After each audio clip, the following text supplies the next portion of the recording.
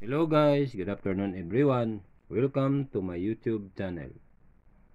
This afternoon, we will discuss about the control and power circuit of POCS, Pressure Operated Control System. This is line 1. This is switch.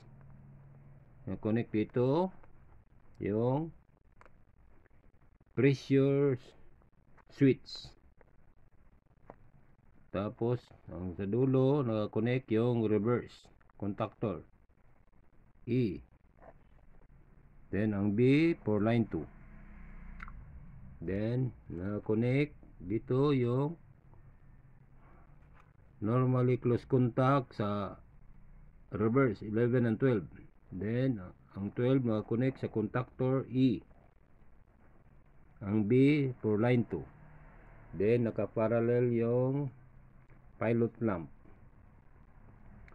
Then, ang dulo is line 2. Pag on dito guys, on, dumalo yung kurente dito. Tapos, ito close man guys, pumunta dito yung kurente. Tapos, nag-energize yung contactor. Tapos, umilaw din tong pilot lamp. Nag-raran na yung motor. After yung motor guys, tumatakbo na, nagraran. Tapos, napuno na yung tangke guys. Tapos, itong pressure switch, magko-close to ngayon. Magko-close siya. Tapos, pagka-close niya guys, bumibitaw to yung pag-close niya guys, nag-activate yung run, yung reverse. Yung reverse contactor. Tapos, bumibitaw to guys, na-energize naman siya. Ang normally closed, normally open. Kaya namatay yung contactor, namatay din yung ilaw. Reverse na siya guys. Tapos pag mapuno naman siya guys, bumababa naman siya, deactivate na naman yung R, yung reverse natin. Tapos ito back to normally close naman siya guys, yung reverse contactor normally close. Tapos gumagana na naman to yung contactor. The same lang guys, paikot-ikot yung system niya guys, or procedure. This is a control circuit. This is a power circuit. Line 1, line 2, line 3, then contactor. Then connect sa overload. Then overload dito sa motor. Pag activate niya guys, magraran, mag-close to contact. Kaya gumana yung motor.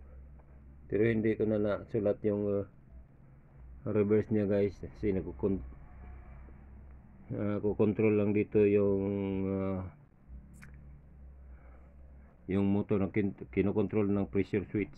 On and off lang siya guys. Mag-open, mag-normally open, normally close, up down. Andar dito, pag mag-close, mamatay to. Tapos pag bumaba yung contact, mag-energize na naman tong contactor.